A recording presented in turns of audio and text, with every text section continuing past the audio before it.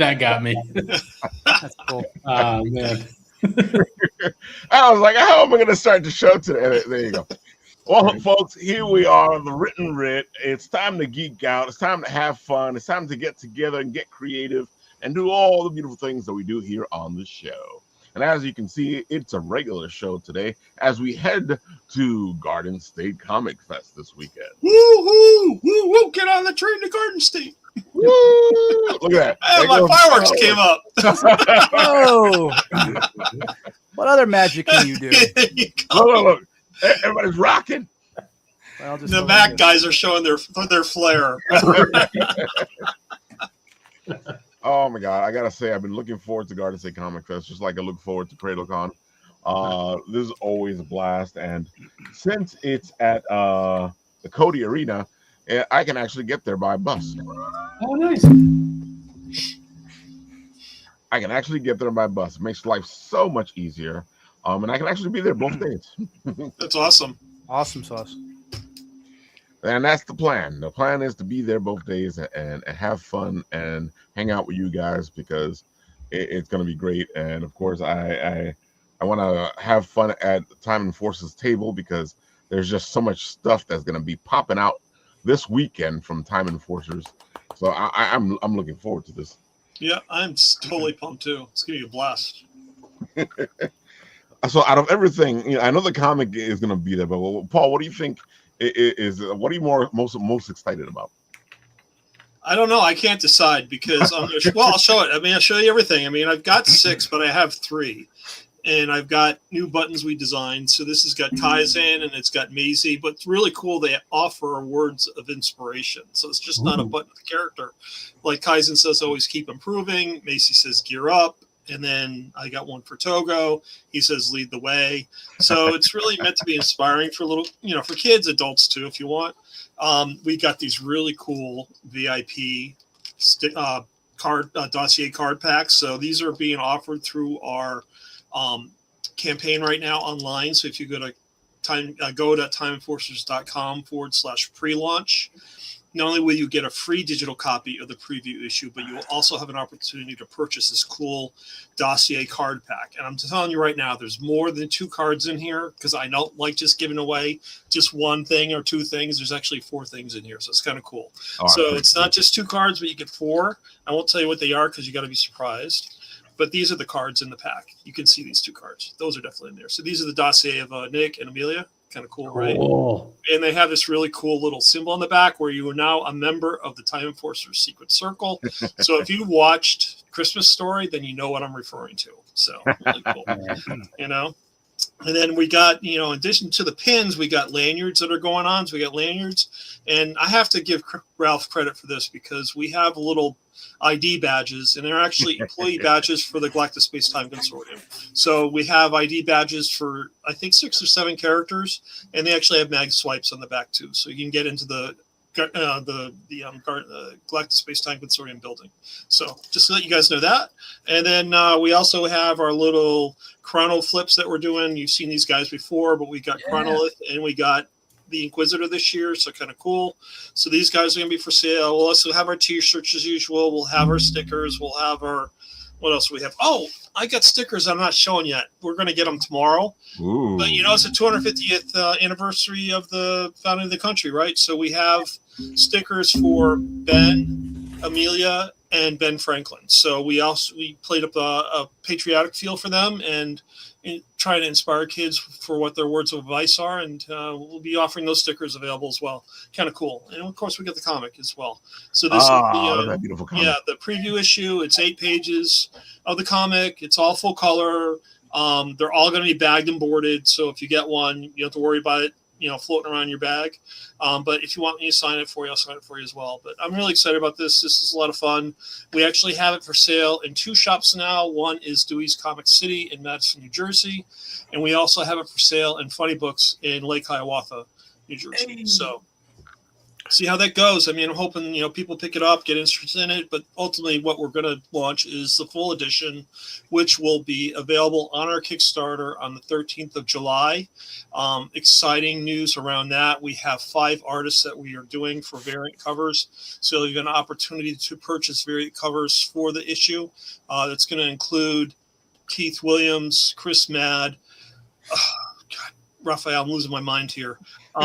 Will Torres, that's 3. Angelo Concepcion, that's 4. You got And him. then who's the last one? Who's the last guy? Isn't that 4? Oh, Son of Saint. What am I, stupid? Oh my God! How can we forget Son of Saint? Man, it's like That it's is like an the biggest amazing cover. Son of Saint did an amazing cover. Yeah. I love what he did. I can't wait to see it as a book. Yeah, and then we're also Congratulations.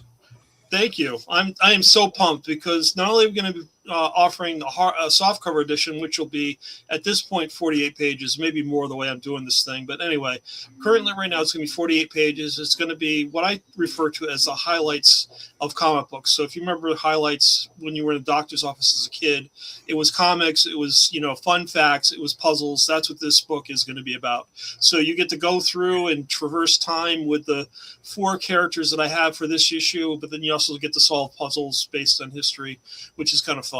And then we're also going to be offering a hardcover edition with that. We're going to expand it out.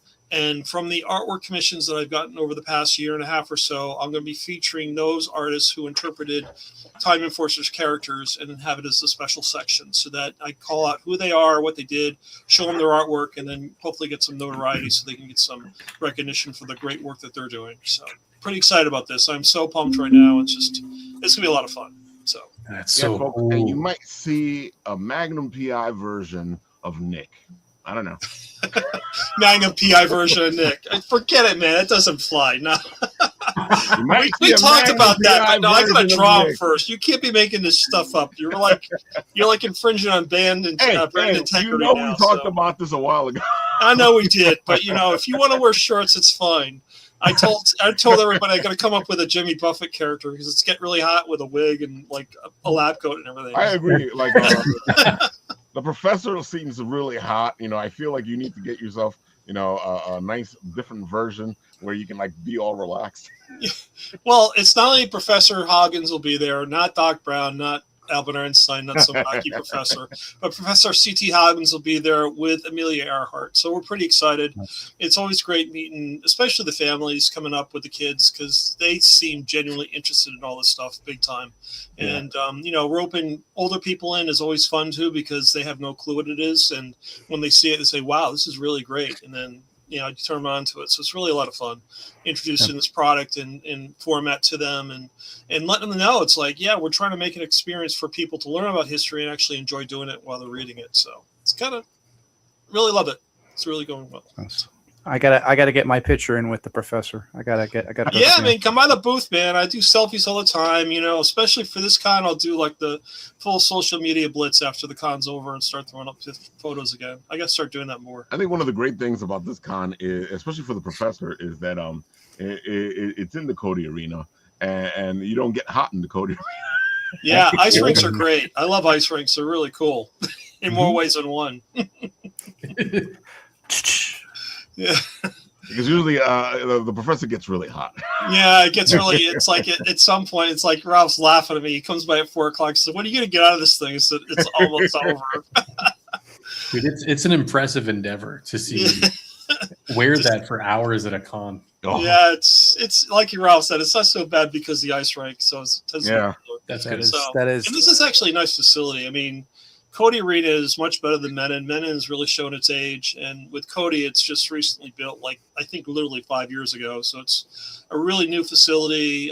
It's gobs of parking, so you don't have to worry about trying to park your car. So it's easy to get to, and as Ralph said, with either mass transit or as a car, and it's just a really great venue. It really is cool. So. Oh, it totally is. And dude, this is gonna be amazing because the lineup that they have at Garden State Comic Fest this year. Look at this. Look at this, folks. Oh yeah.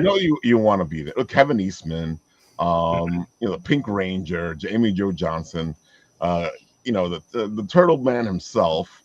Right. This is the place for you guys to go check out. Yeah, my problem is I can never walk away from the table because as soon as I do, crowd shows up and then I got to go back. It really sucks. Hey, there's our friend. Yeah, our pal Alexander Bowman Alexandra will will be there. She's cool. She's great. Go check her out. The guys from Pros and Cons will be there as well. I think that they're all going to be in the same area as her, because I can see the doorway behind her right there. Dude, yeah, this is like, you know, it's an amazing. Dave does an amazing job putting this together. Yeah, it's really cool. There goes Keith. Keith Williams is going to be there as well. Absolutely. Wow. Yeah, he's going to be handing me the cover design that he did. He originally done a commission for me of Detective Nico Time, and I picked it up at Cradle. He had done it like last fall or something. I can't remember where I had him do it. And then I'm looking at this, and you saw it, Ralph. It was like this big. It looked really awesome. And so I said, you know what, Ralph, I'll see you later. I went back to Keith's table. I said, Keith, can you make this into a cover for me? Because I think it'd be great as a variant. He said, sure. Definitely. It'd be awesome. So I'm really excited about that. So I can't wait to see what that looks like. It's going to be really cool. So. No, it's going to be a really cool thing. I'm looking forward to picking up a copy. Thanks. Appreciate dude. Every time I look at the cover, I'm like,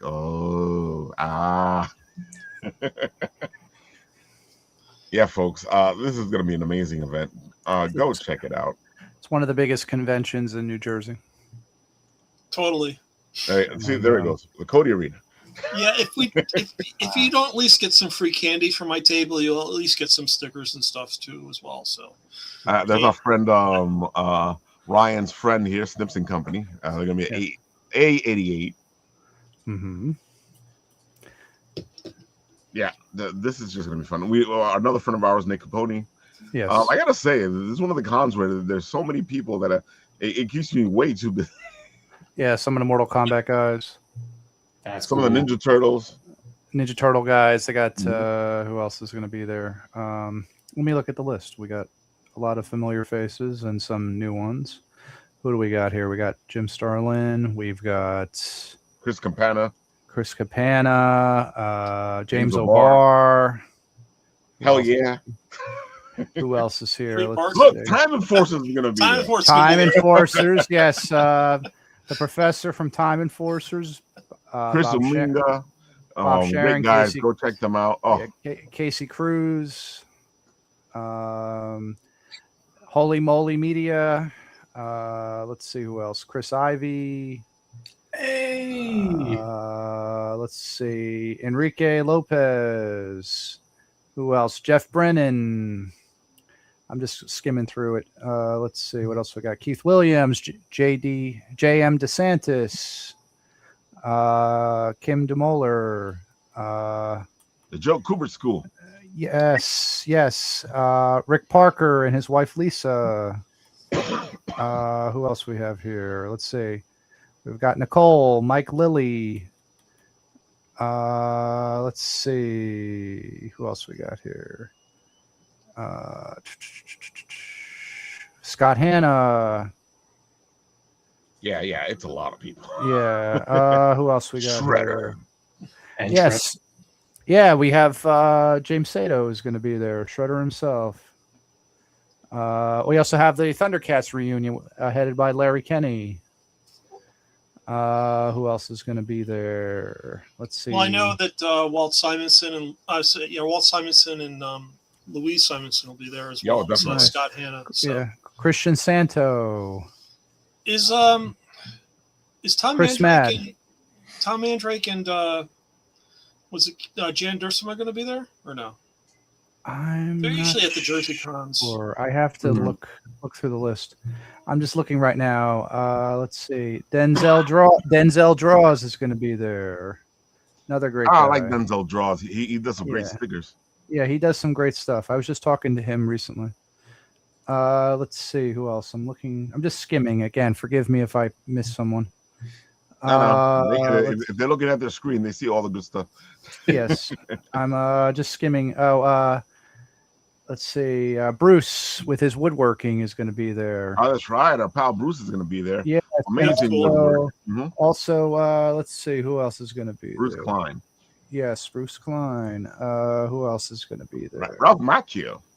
Ralph Okay. Macchio. Wow. That's huge. That's Walter and Louise. I'm just looking right now. R.C. Young. That's J.M. DeSantis. Yeah, we yep. Let's see. Jeff Brennan, Casey Cruz, Pandora's Box. Pandora's Box. Also, if you need to get your stuff graded, there's a lot of grading There stuff. goes all the Thundercats right there. Yep. Mm. Who else is going to be there? Let's see. Bob Waycheck, man. Also, the Ninja Turtle reunion. We got a bunch of the Ninja Turtle people. We have who's going to be there? Paige Turco, Kevin Clash, James Seto. This is really stacked. Look, Joe Rubenstein. Yes. Wow. Yeah, this is going to be a great convention. I grew up with that cover on my bedroom wall. Oh, definitely. Nice. You know what's great about this con too, as opposed to like New York City? If you want to get an autograph by someone, you go up to their table. I mean, they charge you for it, but it's not like you have to spend $150 to get a signature from Jim Lee.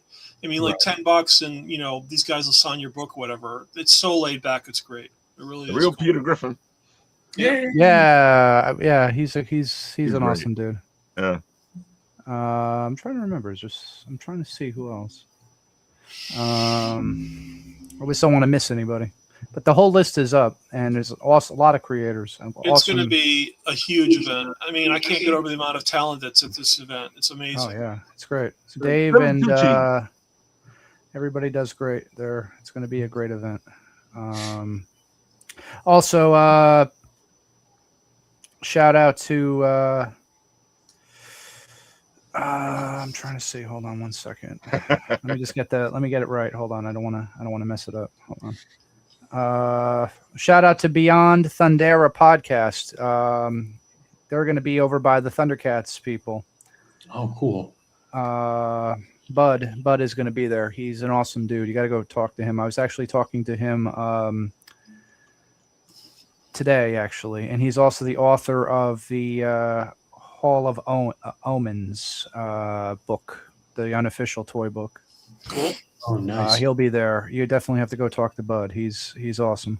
I was talking to him today. He was telling me he's going to be down with the Thundercats cast. That's fun. Oh my god. Yeah, I'm trying to see who else. That's why you need both days, folks. Absolutely. There's too much to see in one day. I'm trying to see who else. Who else did I talk to today? Please forgive me. Blake knows how to say some names there. Yes. And of course, Blake is going to be there. Oh yes, I will be there as well. Also, Melvin Woodworking is going to be there. He was there last year. That was another gentleman I wanted to shout out. I was talking to him as well. He does some excellent woodworking stuff. Same with Bruce. Both guys do excellent woodworking. But I'll be there as well. Thank you, Ralph. We're going to be debuting comic issue 2 of Philandra Heroine of Darkness. I'm excited. We have a lot of some of the team coming back for issue 2, and then we're bringing in some new people, and then currently working on issue 3. But you missed it. What's that? You missed it. Here you go. Woo! Yay! Oh, yay! Confetti! Well, but if you're not aware of what Philandra is, for the people that are listening, again, I'll give you the elevator pitch. By day, it follows Adriana Woods. She is a journeyman mechanic in training. By night, she is the vigilante Philandra. She has to deal with the loss of her mother, as well as the rise of crime in a futuristic cyberpunk future set 70 years. You look behind me, it has an ensemble cast of characters, including a two-tailed magical cat named Cole. Her armor is influenced by Sikh culture, and she's also trained in a form of Sikh martial arts, which is stick fighting and kung fu. Yes, and it's got an influence of 90s animation and anime art style. And it has an ensemble team of comic veterans as well as recent school graduates, including, let's see, who do we have on issue 1? Was, let's see, myself. I was the writer creator. I also did the panel rough layouts. We also have Eli Ramos, an excellent artist. He's done a lot of murals and a lot of freelance work. Excellent person. Firefighter of the Year at Jersey City Fire Department. And he did the interior art, as well as Justin Birch, who is a Ringo nominated letterer. He's worked for Dark Horse and Mad Cave Studios. He's an excellent letterer. Nice. Awesome guy. Who else do we have on there? We have Ava, who is coming back doing another variant cover on issue 2. A lot of people liked issue 1's variant, so she's back for issue 2. And then we brought aboard Chris Mad for the main cover for issue 2. And Keith Williams did issue 1's main cover, as well as Rick Parker, who did the lettering for the logo up there. He's an awesome dude, another veteran. I'm very grateful, very blessed to be working with such awesome team. And Philandra itself is based on a concept that has been winning multiple awards across the country for an animated screenplay, which includes the Burbank International Film Festival, LA Animation Festival, New York, the Manhattan Film Festival, Urban Action Showcase, a lot of other places. So I'm very, very excited, very blessed. I want to say thank you to the fans because, without fans, we have nothing. And I'm very grateful, very blessed. Let's do our reveal here, which we did before, but let's refresh it again for people that issue 1 will be there, which is the Keith Williams cover. And also the variant, we still have some limited variant covers, which, I'm holding some back for, which is the Ava cover for issue 1, and which is exclusive to reveal to Bitnapple TV, which thank you, Ralph, for letting me unveil this for everybody. You first have the variant cover for issue 2, done by Ava. Cool. Nice. Ava does amazing work. Yes. And Chris Mad's main cover for issue 2. Awesome. And we have everything from now on will be like a TV episode has a subtitle. This is Back from the Shadows. Very cool. And of course, if you are at Garden State Comic Fest, you can get the book from Blake and then go get it signed by Chris. Yes, absolutely. We're going to have who's going to be there? We have Rick Parker is going to be there. You can have it signed by him. Keith Williams, Chris Mad are going to be there, so you can have them sign the books. And also check out their other stuff down there too, and everybody else who's going to be there. Some wonderful artists and creators and talents and across the board, including the professor from Time Enforcers. He's my homeboy. We're there. And but I just want to say thank you to everybody for everybody's continued support and love, and whether it's the fans, whether it's fellow creators and peers, whether it's the convention staff, thank you for everything. Much appreciated. All I got to say is I don't care how tired I am on Saturday night. As soon as I get my copy of issue 2, I'm reading it cover to cover. Thank you.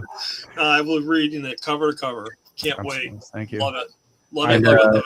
If I end up tagging along with Ralph, which it's a 99% chance that I will, I'll be scooping up both copies as well. Awesome.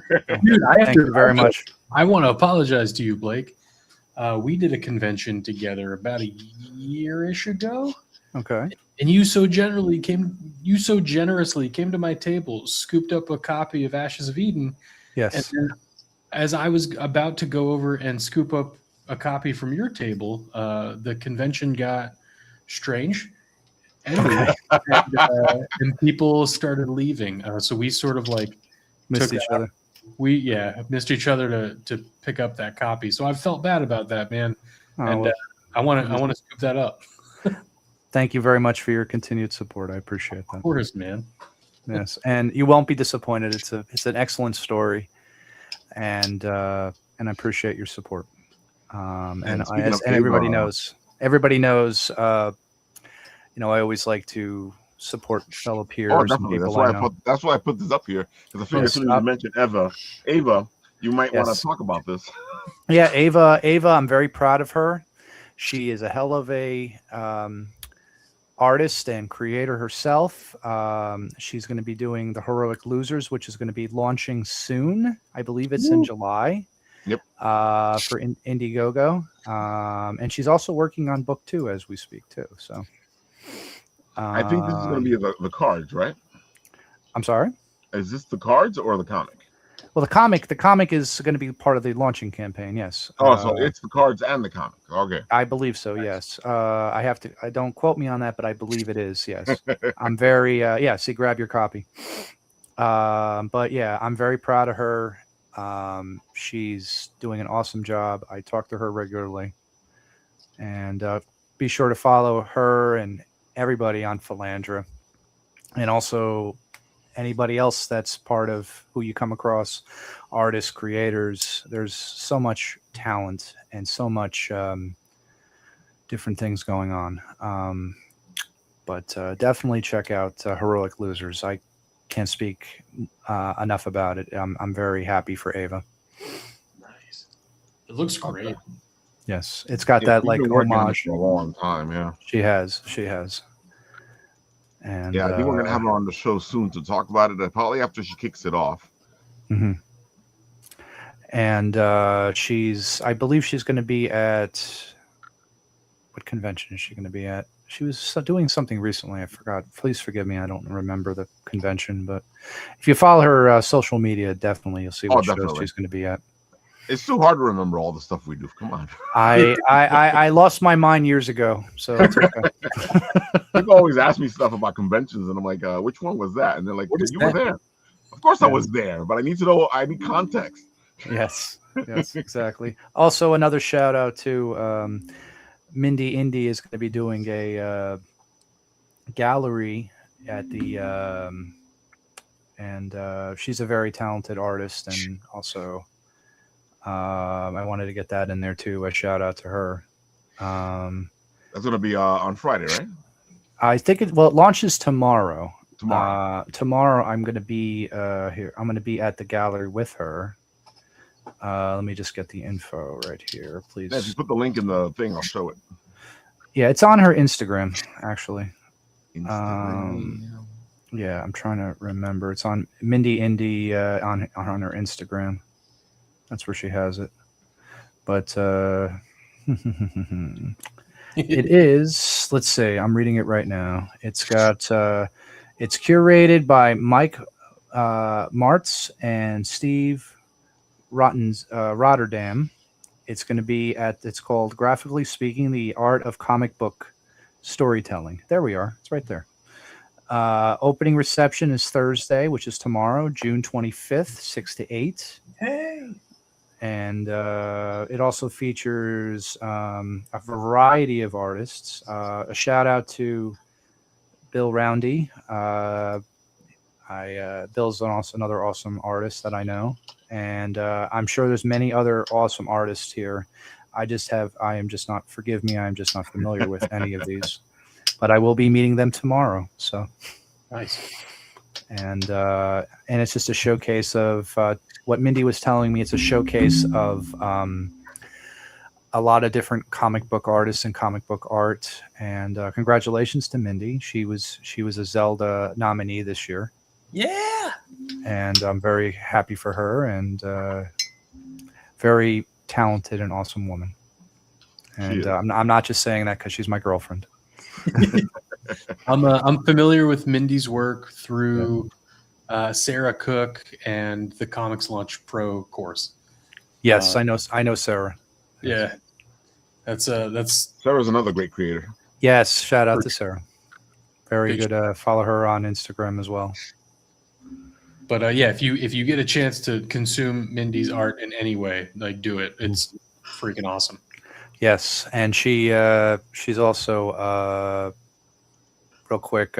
She's working on issue 3 of Airhead, Nice. which is going to be soon, probably. She already has the preview comic out, but I think it's going to be launching later this year, I believe, for the full issue 3. So Okay, look, it's right here.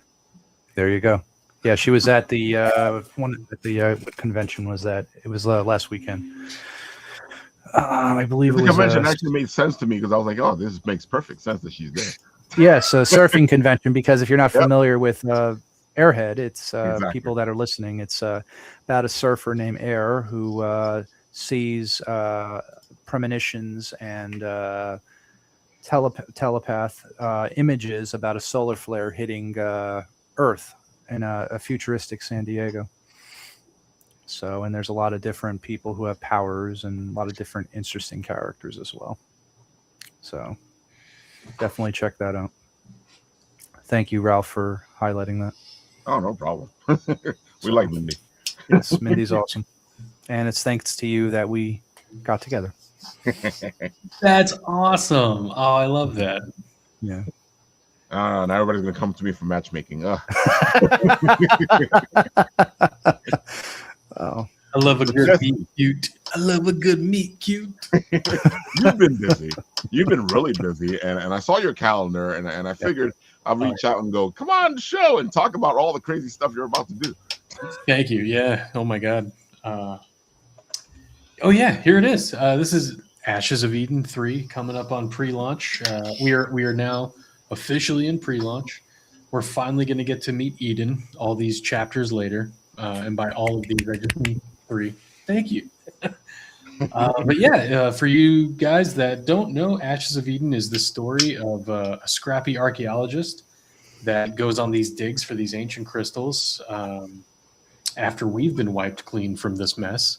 So many years later, as humanity resurfaces to a new dawn.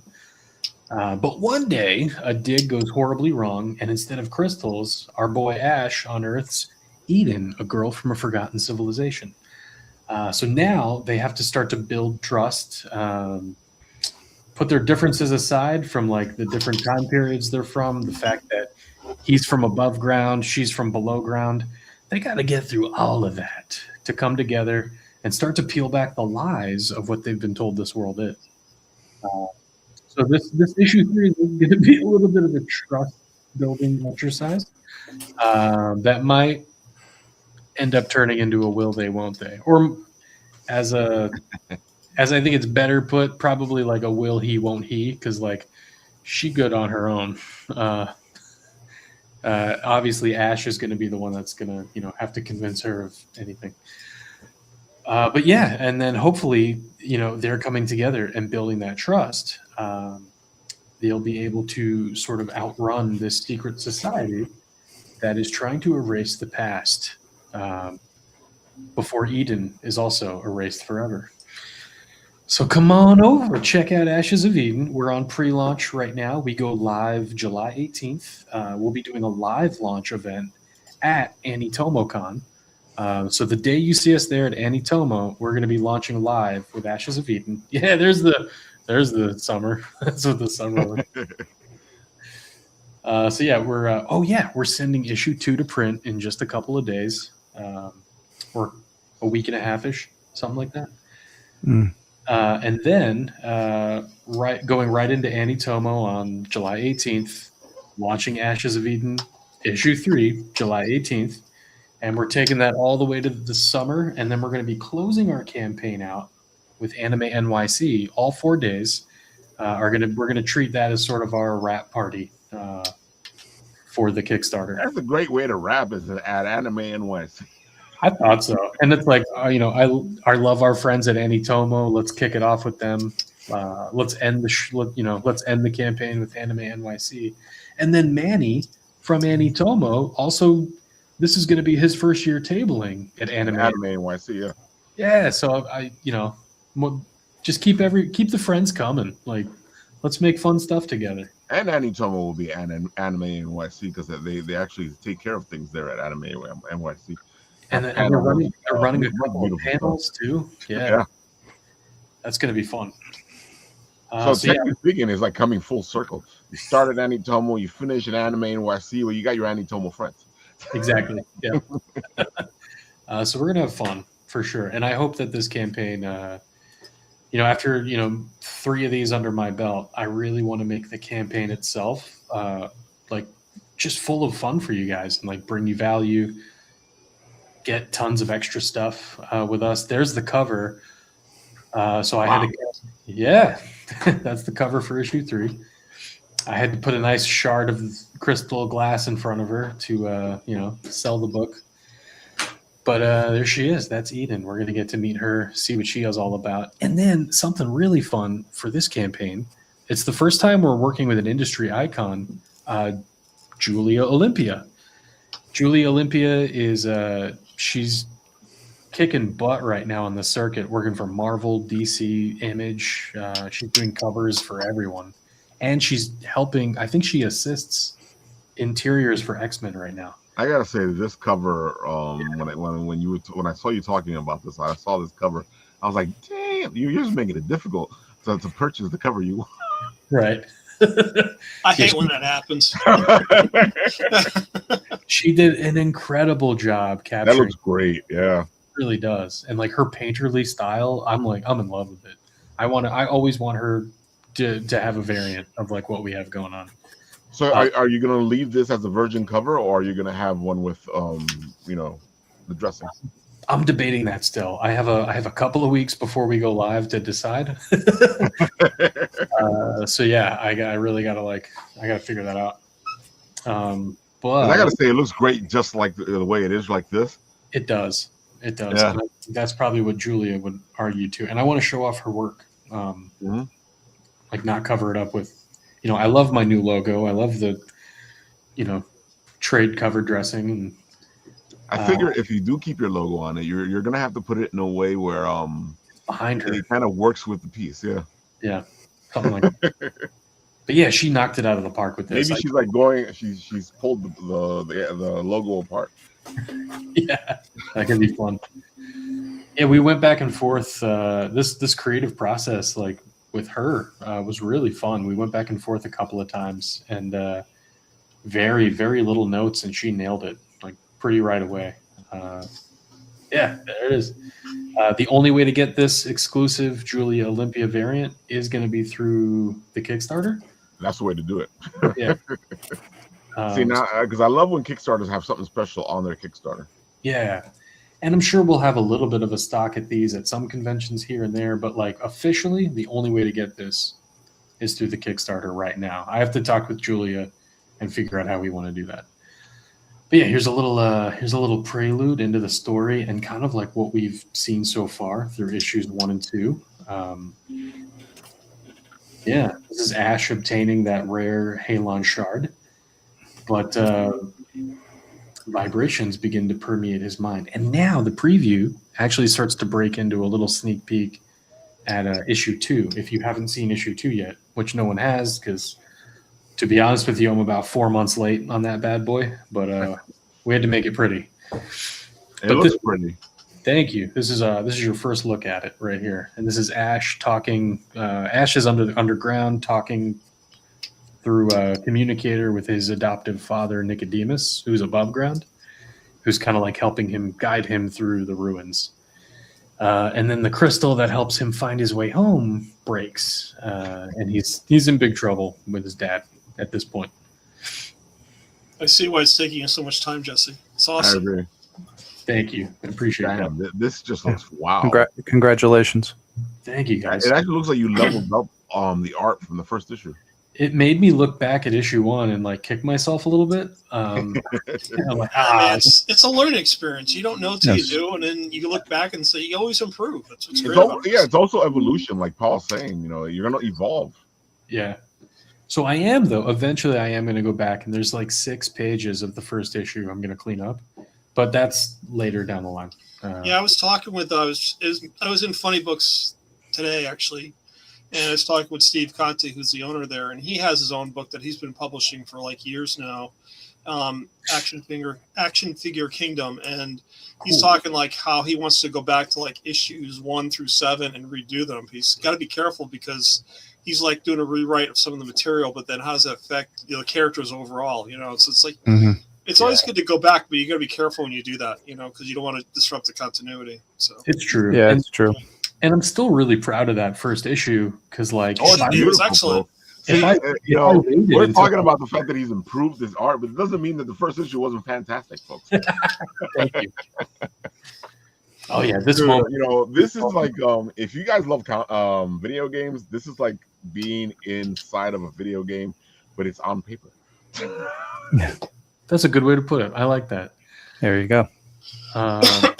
Yeah, I'm still really proud of that first book, even though there's a little wonk in the last couple of pages. Because if I waited until I was at this point to do book 1, I would have never started. So that's definite. a little lesson in done not perfect. But I'm so happy to level up here. This feels like a true level up from where it was. Very Well, cool. even the same thing, you got to step back and like say, well, gee, when is it ready to go? Like Yeah, you can, exactly. if you can always go over, and that's any project or anything. That's true. It's funny. I was just writing something on Vocal that covers this, and it says unfinished. What was the title of what I was writing? And as I'm talking, it's like you can be like Lucas, who went back, decided that it wasn't finished, and redid his whole, all the bits and pieces in his original trilogy, and changed it up. And then all those regular Star Wars guys were like, "Dude, why'd you change all that stuff for? Leave it alone." Han shoots first. Yeah. Leave it alone. Yeah. Well, that But was that's the whole in the 90s, Yeah. late 90s. Yeah. It's never finished. We're as creators, we are never finished. Yeah. I can tell Never you that. satisfied. It's Yeah. not never finished, never satisfied. Well, that's the problem, because what happens is, as a creator, you look at it and you go, "Okay, I can fix this. I can change this. I can make this better. I can." Right. So to us, to everybody else, it's finished, but to us, it's like it's unfinished. Yeah, it's a living document. It's like So there are a couple of things in book 1 I'm going to go back and clean up eventually, but right now it's like march forward. We got to worry about book 3. We got to get book 2 in backers' hands, and just have fun with this story. And hopefully you guys have fun with it too. It's been a lot of fun to make for sure. My whole goal with this was like, how do I take an anime and like put it on the page? Because like I'm trained in like mangaka inking and stuff, but I just wasn't satisfied like putting this book in black and white. And every time I sit down to draw a new book, I'm like, oh, man, this would be done already if it was black and white. But then there's part of me that's like, no, I want this to feel like it's 1 a.m. and you just turned on Toonami on Cartoon Network and like sit in front of this book. And hopefully we're landing on that Good. It's in the spirit. It's in the spirit of Toonami. for sure. They got to bring that back. It's bad. Well, it's kind of bad. It is kind of bad. Is it? I Yeah, haven't been, it's not forgive like me. it I haven't used been to paying be. attention with it. Yeah, it's not like it used to be. That's true. But if you're paying attention, I think on Saturdays it's there. Oh, okay. I'll have to look out for it. And I gotta say, you also have this Mega Man feel to the book, because we have to mention that, especially because Tony, loves Mega Man. Man, if Tony was here today, I would flip my camera around and show you. I got my Mega Man shelf put in finally. So I'm really excited about that. But yeah, my love of Zelda, my love of Mega Man. I kind of pitched this. There's like the crappy elevator pitch of Ashes of Eden is it's Mega Man meets Indiana Jones meets Atlantis. Yeah, if you like any of those things, hopefully It's a you great like combination of things. That's what I say. It's a great combination of things. yeah, hidden secrets, the things hidden from us, and it just happens to be this this cool guy and this really fun, spunky girl that kind of help you peel back the layers of those lies as they go on adventures. So a little bit of an exercise in media literacy at the heart of this adventure story is kind of what it ends up being. Love it, love it. I love all the stuff you've been working on. I can't wait to see. How many issues is this going to be? Do you know? So I have 20 scripts written. You sound like me. And I don't have that much time to draw. So it might end up being like after issue 4 or even after issue 3, probably after issue 4, like we might rethink the approach of this, and it might end up going to traditional mangaka black and white inks. Just for speed. That would make it faster for you to put out, yeah. Yeah, and then my build hiatuses throughout the year aren't like, I'm not pushing 4, 5, 6 months in my dungeon studio before I emerge like the groundhog, and I'm like, where are the humans? I need to talk to humans. What are humans? Right? Who dare? Right? Exactly. I'm like BFF with ChatGPT, Jesse. Just so you know. So there you go. That's like me. I have notes and scripts for 6 seasons of Philandra. So that's amazing. Yeah, there's 3 seasons. Yeah. 20 to 25 issues spread over 3 seasons, I guess, or 3 volumes. Mm-hmm. Yeah. I like talking about this because people always have this weird delusion that comics just happen, that you think them up and they happen, and folks, it's not like that, because I always get that question of like, you've been working on Huckber for 5 years, why isn't it out? I'm like, because stuff happens, especially if you're paying for everything by yourself. Yeah, even I can say I can touch upon that a little bit. Like I was offered a couple of deals, but I just felt like it made more sense to at this point self-publish. So and it takes a lot of time. So and plus, a million other things going on. Right. Well, way to look at it, if the big boys can't get books out on time, then I think we should be, offered a little leeway. Oh, but they don't look at that. They don't see that. No, my 4 months late, I feel like is gonna feel like someone's in DEFCON 3 or something. I always look at it like this. I've seen Jim Lee. I've seen these guys like be 6, Frank Miller, 6, 8 months, 12 months late. And it's like, okay, whatever. I know I always look at it the life same way. and trial and tribulations, but not everyone has like 20 million artists behind them doing this. Right. So. Like teams of people.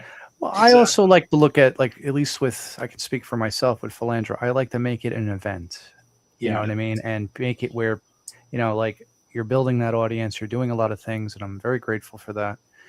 But, each book that comes out and then other opportunities down the line, with the books, I treat it like an event, like an experience for the reader.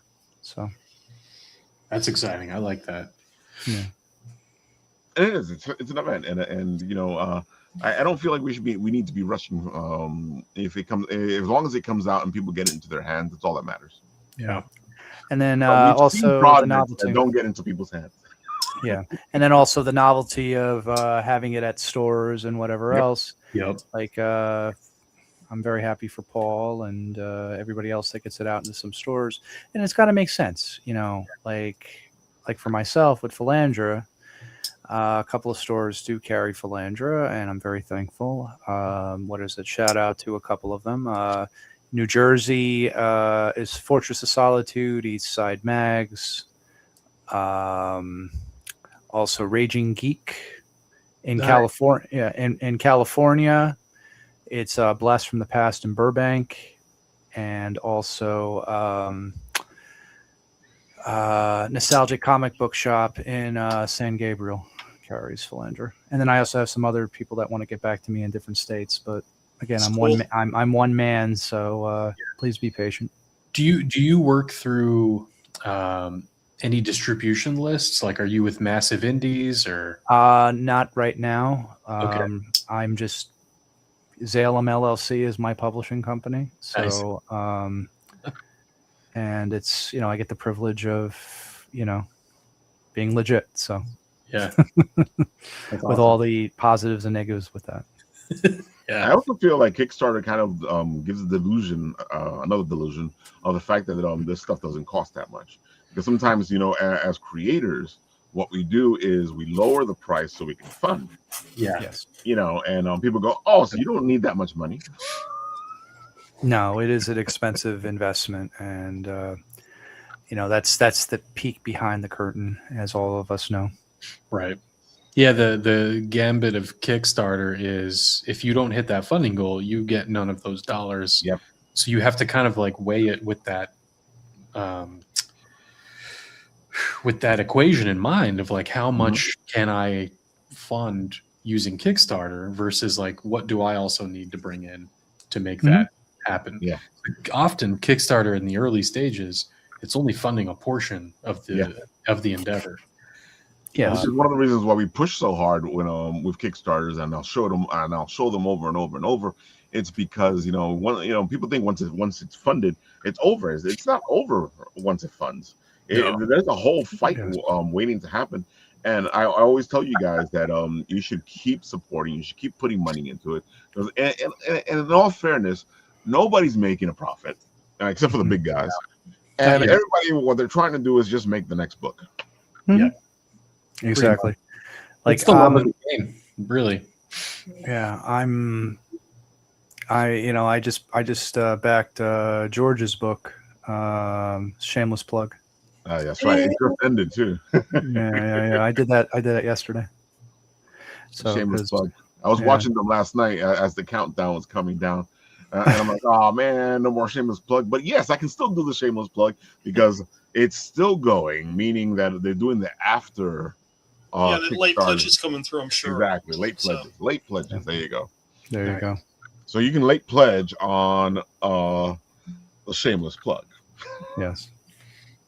No, it's a nice book, and also shout out to Drew. Drew was very nice on Monday. So very nice with what he's doing and different things. So. Yeah, it's always that's why I do the show, because I want people to come on and talk about their stuff, and because sometimes you just need to keep bringing it up over and over. Well, even the same thing too, like with distribution, and people have said, "Oh, you're going to sell it on your website and stuff." Yeah, eventually. But right now, I'm old school. I like, people are asking me about going into comic book shops, so I did a few of those. Nice. And that's not simple either, because especially because you don't have a company taking care of this for you. No, exactly. You actually go yourself to these stores and try to get your book in. From Slow Comics, if you guys go onto his Instagram, what he's been doing is a video run of him going from store to store trying to get his book in. And it's an interesting watch. He goes to all these stores in the We Know, and he tries to get his book to be in there, in the comic book stores, and it kind of showcases the hustle that you have to do. Absolutely, it's not easy, and also sometimes too, you have to have a deal that works for you and also works for the comic book. It's a compromise, comic book shops, and it's not an easy process. So. Even with myself, like I have some people interested in Texas. I have some people interested in Delaware, New York, but it's just whatever makes sense, what deal you can put through, and is it okay for you? Is it okay for the comic shop? It's just there's a whole bunch of different things that people don't consider. Right. Oh, at all. People don't think about any of this stuff. No, exactly. And but it's just it's a nice thing. It's a nice process. a lot of creative people, and I think the indie, like you have the big two and a lot of the different things, but also there's a lot of I think innovation and creativity as well from the indie scene. And the indie scene really, that's where a lot of new stuff is coming out for, say what you will, if it's just people don't want to take risks in the bigger companies sometimes or whatever. I feel that's where a lot of the creativity and innovation is coming, is from the indie scenes, whether it's, whoever we just labeled a whole bunch of different indie creators, and as well as veterans in the big companies and stuff like that. And it's a homogenous thing, and there's a lot of great things that are happening in comics. Oh, it's a lot. And sometimes you just got to hustle. We talk about it on the show all the time. Yes. As you can see, I'm showing off our pal from Slow Comics, and that's him trying to get it. And if you watch the videos, they're fantastic. Because it's him. He goes to each store. He talks to them to get it in. And it might help you out, actually, because it might give you an idea of what it is that you need to do to get your books out there, especially if you already have your books published. Because we're not even talking about the logistics of everything. Sometimes you don't have your books published, so you got to get them published, and that's a whole other fight. Oh yeah, it's a lot of different things. And it's funny, Slow Comics, I just looked them up. He's going to be at Garden State. Yeah. Hey. Yeah, And he's actually. I'm sorry, Paul. Go ahead. His book is amazing. It's Yes, it's a graphic novel, but it's done in a smaller size. It's really good. Really good. Nice. Really good piece. Kind of like the manga size, I guess, or whatever. Digest, yeah. Yep. Nice. I gotta check it out. Like he's actually right now. He's actually like one table. I just looked at his number. He's a great guy. Really laid back. It looks like you're like next his to hobbit everybody. hole too. Yeah, he's like one table away from me or whatever. Because I'm A81 and I think he's A83. Yeah, he has a hobbit hole. It's really cool. Oh, it's great. He really, like, if you want to see a salesman, go talk to him. He really sells his stuff from his booth. Well, you have to be. You have to be. God, like, even the same thing. Like myself, I'm a businessman as well as a creative. You have to be. I think all of us. I could speak for all of us here. We all have to be business savvy as well as creative. I think that's a fair thing. Correct? Oh, completely. Yeah, but you know what it is we run into so many people that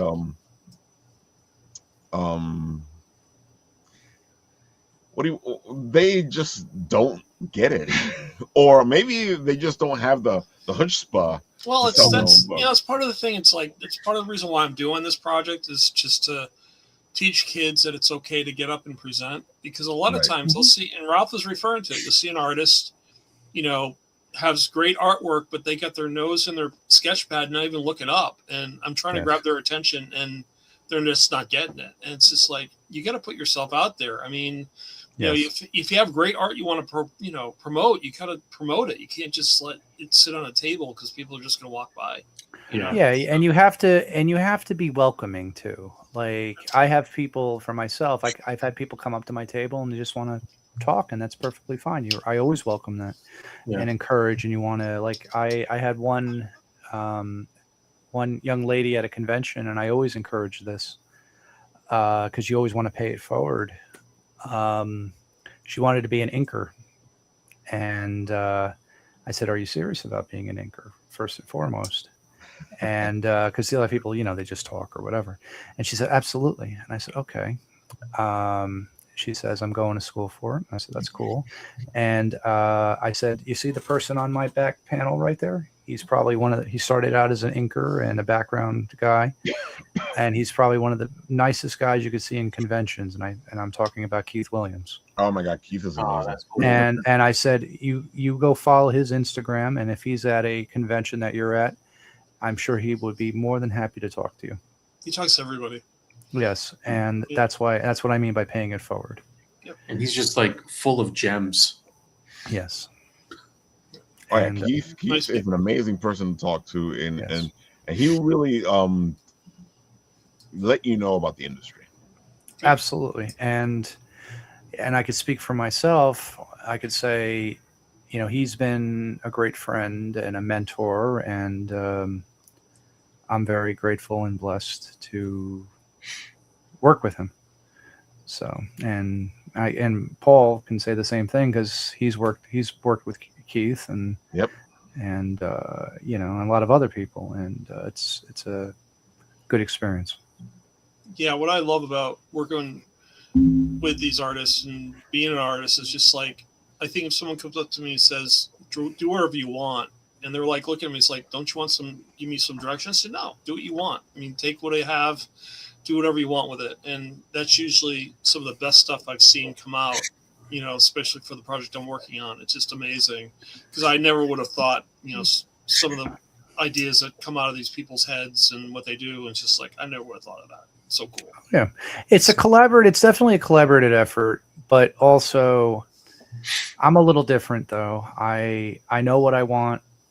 But I also like to work and see, well, what can you bring? What can I bring? What can we talk? But like, I'm very point specific on what I'm looking for too, but it has to be like a homogenous thing. You know what I'm saying? And I pulled up slow comments again only because he also does the little sprouts.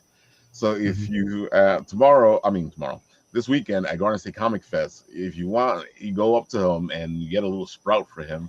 And you then you see all the little sprouts going through all the convention because it's a little cute thing that he does. Oh, nice. Get your sprout from Soul Comics. Cool. He's a great salesman. You know, folks, you want to see somebody who loves what he's doing, has passion for it. Go talk to him too. Mm-hmm. It's infectious how he does it. Also, it's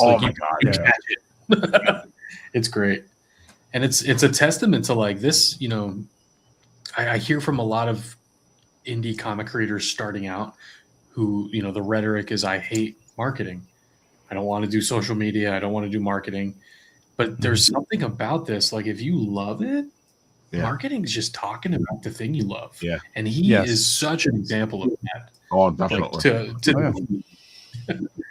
Absolutely. You have to. I give him a lot of props for that, for sure. Yeah, you're be very passionate and you know, like you said, you're talking about what you love. And I gotta say that all of you guys do the same thing because you're constantly out there promoting your stuff, putting it out there. You know, I usually look forward to seeing when Jesse puts up one of his videos because it feels so like you planned it out, it's ready to go. I didn't plan anything. It's just silliness, and then I edited it well. It was not planned out. I'm like, I'll leave. Blake is constantly out there moving around, showing off all the stuff that he's doing. But see, also, I feel like you guys, if you're somewhere, if you're at the comic book store, if you're at an event, or if you guys take that moment and go, might as well do something right now. You know, this is what we should do because, you know, that's the content that kind of gets you sometimes, is when you're not where you're supposed to be talking about what you're supposed to be talking about. Well, that's like, you know, like people go to me. I'm starting to try to stay at my table a little bit more because I'm always, I like to walk around. I like to talk to people. Yeah, I like to talk to people, and you know, it's not that I don't want to interact with people at my table. It's just I rather go and walk around and experience and talk to people, and people I know, people I don't know, and meet them for the first time. Like I remember Ralph came to my table a couple of times. He's like, "Where's Blake?" Oh, that's right. Like, yeah, he went. And he's like, "He'll be back." I came back a bunch of times. I didn't see you till like the end of it. Yeah, I know. I have to stay at my table more. So, and it's not that I don't. It's just that, you know, you want to interact and. See, but that's the, you know, and we talk about this here on the show as well, because they're constantly trying to give me a table at certain places, and I'm like, I would like the table, but I don't feel like it works for me because I need to keep moving. I need to keep moving around, and if I do have somebody that's with me, I don't want to leave them at the table. I'd rather bring them with me, and that kind of helps me out. That's fair. Well, I got a funny story that Jesse can hear it, and this was last year at Garden State when we debuted issue 1. And Ralph's heard this story, and same with Paul. And it's a very nice. I'm grateful for it, but it was my mother usually helps me out sometimes, and I was talking to Ken artist, a friend of ours, and excellent veteran artist, by the way. And then my mother calls me up on my cell phone. It was Sunday morning, and the VIPs came in, and my mother calls me, says, "Get your butt back here! You got a line of people, wanting to buy Philandra," and I'm like, I'm very grateful for that. But it was just like I was talking, and she's like, "Get your butt back here!" So it's just funny. And if your mom's from New York or New Jersey, I know what she actually said. Yeah, that's what actually I'm being PG here. Right? There was some 4-letter words there in the conversation. Exactly. Oh my God, That's fun. gotta love New York, New Jersey, folks. Yeah, exactly. I was being PG with the with it. See, But, what brings me out with you guys is you guys do that all the time. Same thing with Paul. We'll hit a convention, we hit tabletop, and we leave tabletop. We're in the car, and Paul's like, Ralph, I had an idea. I'm like, uh-oh. I hate when that happens.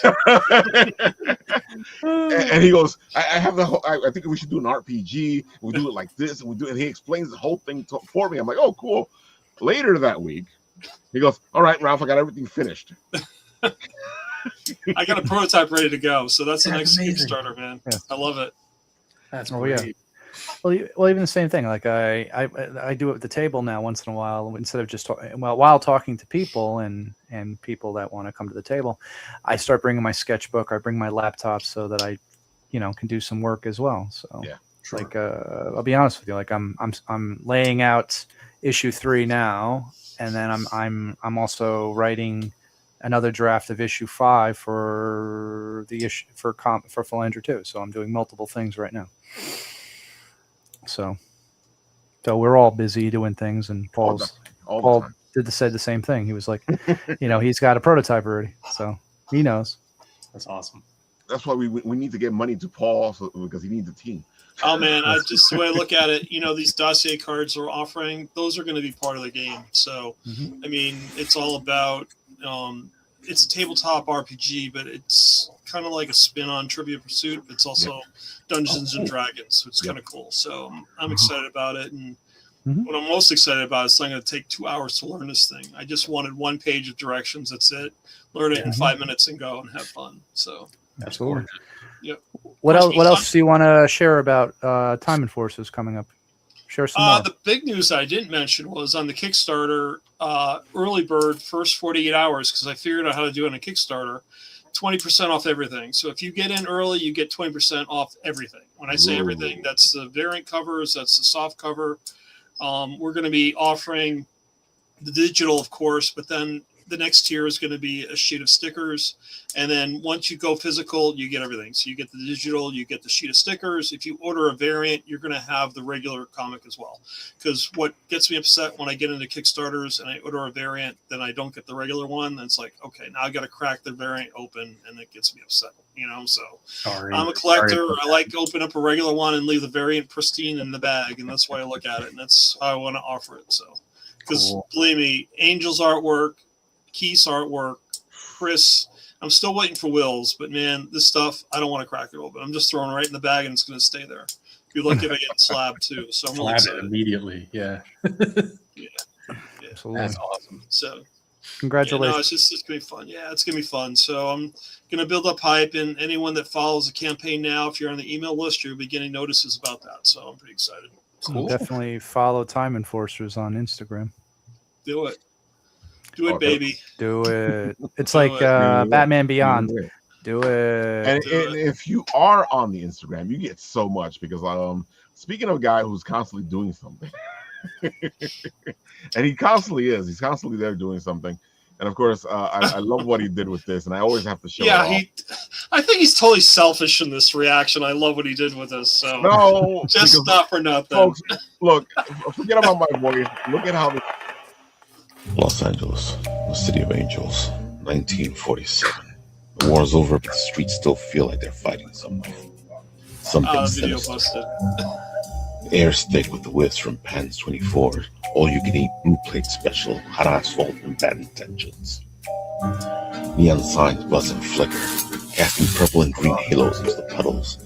Ripples that shift the wrong way, like the streets casting reflections of someone or something that should not belong here. That's where you'll find me. Nick of Time, detective, time enforcer, and the guy they call when history's about to get itself into a knot. Some folks say I'm as tough as a $2 steak, and they're not wrong. But I've got a soft spot for the ones worth saving. The lost souls, the underdogs, the ones who never got their fair shake. I've chased crooks down back alleys, across oceans, and through centuries. And I've learned one thing. Time's got teeth. Bite the wrong way, and it'll chew you up quick and spit you right back out. But me, I keep my rules close, my friends closer, and my watch wound tight. Because in this city, and in this job, if you're not watching the clock, you're already out of time.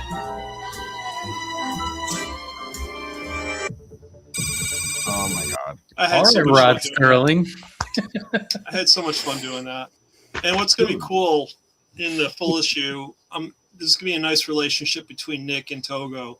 It's going to be similar to like Johnny Storm and Ben Grimm. You know how they get to the antics with like kidding each other. So I got a whole scene set up for that. I'm really excited. So a lot of homage going on, and just it's going to be a blast. I can't wait. Can't wait Well, to get what this amazes done. me is that this is just you doing everything. That's all right. It's fine. Did the animation for that. You set all that up. And that's why I like showing it off. Is because, dude, I think your stuff needs to be shown. Well, what I love is Clip Studio Paint is like my best friend, because I just look at this and I go from like instant sketch to like, okay, now I can go to instant paint. It's great. So, Yep. I like old school, but it would take way too long for me to go, pencils to ink to color. That's what I love about the digital. I could just jump right in and start, making it, recreating it, and just changing it, and it makes it a lot easier. So. Anyway, I got to streamline things somehow. There you go. Exactly. Yeah.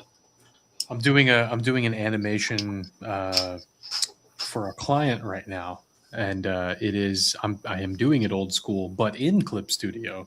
I'm doing it frame by frame, and it's just simple keyframe stuff like mouth movements or arm movements or like pouring a thing. But then, like, as I got done with like drawing all the frames and inking all the frames, then I found the animate tab on Clip Studio, and I was like, oh. I got to tell you, Jesse, what I love, because I haven't gotten the anime app yet into Clip Studio, but I've been using Spine. And what's great with Spine is just it's so easy to pull like a layered Photoshop file, and you have instantly the bones all set and everything. It's easy to move things around, because that's what I did with the Nick video. That was all Spine animation. I basically just did 6 faces and just applied the animation according to the voice track that Ralph did. So it was really easy to do that way. Once I had the 6 animations done for the face, it was really easy to do. Yeah, I hear good things about Spine. I hear it's really good. It's not that expensive, and you can sync up animations with voice like that really easy. So I'm always trying to find ways to make it efficient to get things done, because I don't have a studio. So, just trying to find the tools that make it really easy to go from one step to the other and repurpose. That's really the whole That's really the whole chore. So that's awesome. No, it looks great, guys. And to hear Rod Serling come out of it and know who that really is. Yeah, it's really cool. That's a lot of fun. Yeah, it's that guy we know. He's he's a very talented indivital. He's close by. Yes, Yeah, I've heard of him crap. a few times. I gotta get his autograph one day. Right. See, Paul's already going, I got to do the Magnum PI one now. I'm telling you, as soon as I say something and So we're I'm gonna talking, put him in the Ferrari. It's like he'll be in the Ferrari, like drives like, hey, Who doesn't want to wear a blazer and roll the sleeves up? Come on. Got no sleeves. Now you're talking Miami Vice. Now Magnum is like, wearing the Hawaiian shirt, driving around a Ferrari, in the tropics, and like shooting bad guys. Yeah, so that was more Miami. You might not see Ralph with a beard this weekend. So. Oh yeah, he's trimming it. Well, if I go Magnum. Oh yeah, you got to trim the beard and just do the mustache. Definitely. Once you go full Magnum, That's great. Oh man, that's why I like you guys, because you're constantly working on something. You're constantly doing something. Like I met Blake 5 years ago, and he's already got 2 comics out. And I remember we were talking at Urban Action Showcase, and he's like, "Ralph, I got this." I'm like, "Dude, have you considered doing this, making this into a comic?" He was like, "Well, I thought about it. I'm like, I think you should make it into a comic because it'll be easier to sell." Do you hate him as much as I do, Blake? Really? I really hate him, don't you? It's like all these freaking ideas. I love Ralph. Like, I love Ralph. No, I really hate him as much as I think you do too, Blake. I really do. It's like I never dreamed of tabletop till I go to freaking tabletop Long Island with him. It was originally conceived as a series, and then Ralph and many other people encouraged me and to think of it more as an IP and into a comic book series, and I'm glad I did. And it's awesome. I'm glad you did too. It's really great. Thank you. Yep. And it really visualizes what the world and the characters and everything. Even with issue 2, it's we're introducing some new characters and which we've unveiled a little bit here. I know Paul and Ralph saw this, but I'll show Jesse and whoever else is new listening. Here we go. You got the Dons are brand new characters. They are basically an homage of fairy tale dwarves meets little classic gangsters. Oh, I love that. Yeah, and they also share each other's thoughts and complete each other's sentences. That's so fun. Yeah, so there's a little bit of like funny dark humor in there. I like that a lot. That's gonna be great. Yeah, thank you. And another character is Cobalt Lee, who's a cyberist, who is a hacker of the dark web. And also another new character is Bradley Jones. He is a lawyer and a retired assassin. There's a little bit more to that, but and then what issue 2 deep dives into is a little more of Damian Kovacs, who is one of the crime lords, as Ralph and Paul have already read in issue 1, and he's is a little bit more deep dive into the Gathering organization, and also a little bit more of Adriana and her relationship with like her extended family. Very cool. Yes, Love and the cat. cat. Cole. There's plenty of Cole. Here, hold on. I'll show another frame of Cole. Hold on. Let's see where we go. Everybody loves Cole, and there's plenty of Cole in this issue. Let's see. What do we have here? There we go. There's Cole. There's Cole cool. right there. There's Cole. There's Cole right there in the beginning of the book. So everybody loves Cole. The two-tailed magical cat. So now we need a Cole cover. Yes, and that'll be issue 3. We'll put awesome. Cole in. We'll put Cole in one of the cover. variants. It goes smoothly. Cole cover. Cole cover. Yes, the Cole edition. The special Cole variant. Yes, I remember a couple people were saying to me, "Oh, you got to have a Cole plushie," and I remember. Oh my god! Yeah, that was. It has crossed my mind. Yes, That's maybe down the line. Oh yeah, that'd be perfect. Yeah, like the two-tailed Cole plushie. There you go. So, Jesse, you also do like crazy stuff with your books as well, because you have the whole idea with the gem. Oh Yes. God, you're right. Yeah, I'm like, do I have one on me? I do. Here it is. there you go. Oh God, the spotlight's on me. Okay. The whole idea of Ashes of Eden starts with this boy who's searching for these crystals underground, as I mentioned before. Now, is it a superhero story? Kind of, but it's untraditional. His power is that he hears a vibration inside the crystals. And then once he unlocks or awakens Eden, him and Eden coming together awakens this, higher ability of it, to where now they both hear voices coming out of the crystals. And what they realize is it's data from the world that came before, right?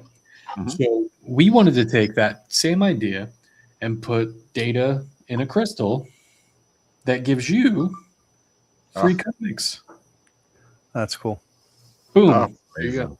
And then once you sign up that way through the crystal, you're essentially our VIP reader, and you get everything before it ever goes to print. It's going to go to the Crystal Bearers digital library first. So yeah, that's one way. If you ever see us and we have crystals on the table, pick them up, because this is a pretty cool way to just experience everything before it ever goes to print. So yeah, that's it. And they're kind of fun. You can put them. Oh, they're fun. They're beautiful. We're working on a prototype right now. Look at Paul showing his off. Hey, There you go. I got my crystal, but Jesse's is bigger than mine, so I'm not sure if it's crystal will be or not. Hey, it's not a. We're comparing crystal sizes right It's now. about the motion. Yeah, I know. I think I got some of the crystal ocean. going on here. Well, mine's It's all bigger in than the- yours. I know it is. It's bothering me. Stop it. I like the way you look at it. I'm feeling inadequate now, Jesse. Thank you so much. That's funny. I was just going to say we're working on a prototype that is like pretty massive. That actually sits on the booth in like a little crystal cluster, and you'll be able to just walk by and like boop it with your phone. Oh 'cause wow, Cool. that'd be great. we're working on it. That's awesome. That means like if you can't buy the crystal, then you can just pass by and boop. And we'll probably have a different code in that, but some way to give you a digital freebie just for coming by the booth and saying hi. Whereas this is a little bit more intimate. Yes, it is. You are a crystal bearer. It's a little more fun. It's Yeah. a little more fun. Yeah. Feeling like Lord Farquaad, but that's It's like Dark Helmet. Your Yeah, it's like, do you still know the Muffin Man? Exactly. Sure, he's on Drury Lane. here we go. Fire up the oven, Muffin Man. Exactly. We That's got a fun. big order to fill. But Jesse, love you were using that to help you do pre-orders as well at Anitomo. Was it Anitomo last year? Anitomo. Oh, at Anitomo, we made a special QR code sign. There you go. And if you scan that and backed the, and we'll do something very similar this year for the launch. If you back us in person, you're going to get some fun freebies, like physically in the present, right from the table. Love it. So yeah, if you see us out there at conventions this summer, back and back issue 3 and support us there. We're going to try to honor that and get you a bunch of fun stuff in your pocket at the show. And Paul, you're doing something with your comic, the preview, where in the back there's like a special something if you go on the Kickstarter, right? Yeah, I mean, if you buy the physical comic, there will be a QR code on the back, and similar to what we got going on with the current pre-launch, there's actually a separate one, so you can get a digital copy of this, which is kind of cool. That way you don't have to break it, but then you also get some digital stickers along with it as well. So we're offering digital stickers along with the digital copy. So it's kind of fun. See, folks, we give you stuff. That's my problem. I give stuff away. I don't make enough money. All these gentlemen give stuff away. I think we love it. We have so much fun with it. We want to, share that exchange of energy with the people that are interested, Well, I think the best part was at last year's Garden State, and Mary and I were at the table, and we were just hanging out, and this girl comes running up. Daddy, look, this is a Diamond Fortress guy. I got a T-shirt last year from him.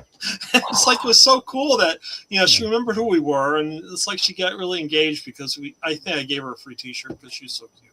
So That's it's awesome. like, that is, it's just, it's like you don't want to turn kids away. I mean, especially when the parents are buying all the stuff for themselves. Yeah.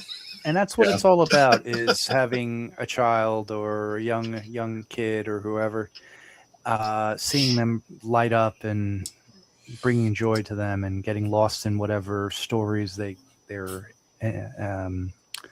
visiting and enjoying. Yeah. It's all about that. Agreed. Completely agreed. And folks, you can see all these folks. Hopefully, Jesse's still figuring things out. But you can see all these folks this weekend at Garden State Comic Fest. Say hi to us as Jesse and I roam around, and Paul and Blake have tables where you can go check out all the beautiful stuff that they're working. Yes, As and if Blake stays Yeah, on we're gonna have our bucket of fun contest again. So we'll be offering a couple books. One, we have an Amelia book, and we have a Benjamin Banneker book, and then we got. I'm going to throw a $25 Amazon card in there as well for the parents. So they can buy some cool stuff for the kids. So it's like it'll be fun, and I'll have a T-shirt, and we raffle that off at the end of the show, and do a couple of those. So it's really cool that people engage that way. It's fun. nice. And what booth number are you going to be at with the professor? Booth 105. We're right in the corner of the vendor section. So as soon as you come into the main entrance, turn left, and we're right there. So That's cool. Nice. I'm excited. Should be good. It should be good. Should be good. And you might want to get your swag.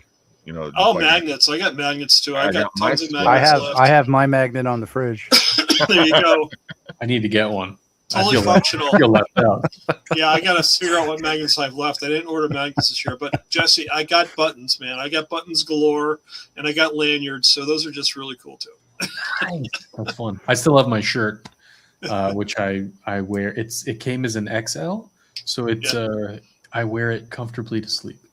It's a great if you need a message. smaller size, let me know. I'll get you one. So it's like whatever. There's a great message on it. I was wearing. I think one of my Time favorite Forces pictures. shirt the other day. Yep. One of my favorite pictures is the three of us. Oh, last year at Garden State when we wrapped up the show, that was awesome. Oh, here we go. That was So I have it on my Instagram. Hey! Oh, I love that. Yeah, that was cool.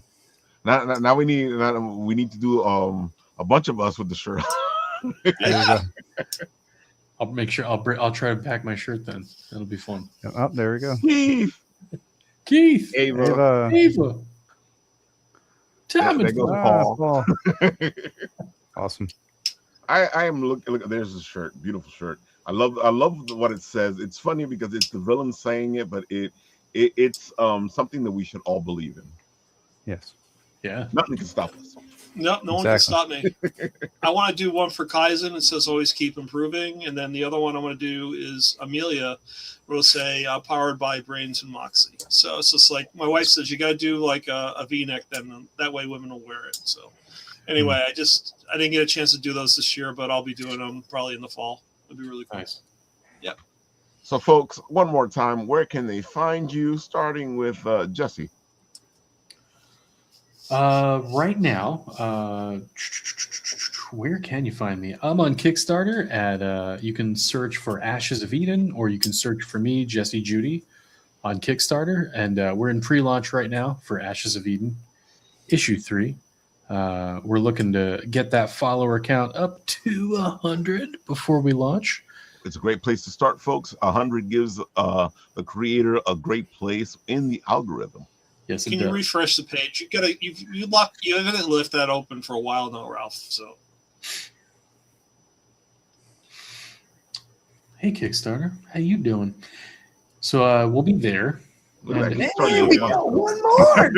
We got one 18. more. Thank you, there you whoever. go. Thank you. How did whoever I know that? Thank you, whoever did that, Paul. How did I know he did that? Anyway, I appreciate you. you're welcome. There we go. Yeah, there she is. Look at your new mouse. We're gonna get to really start to explore her character, and she's gonna not just be some mystery hidden inside a crystal. She's gonna be a living, breathing part of the adventure and the other main character of the story. So it's not just Ash's story. Like, move over, buddy, because she's coming in. We're gonna have a lot of fun with that.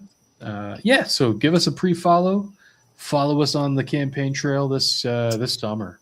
Oh my God, that's in like 2 days. Exciting.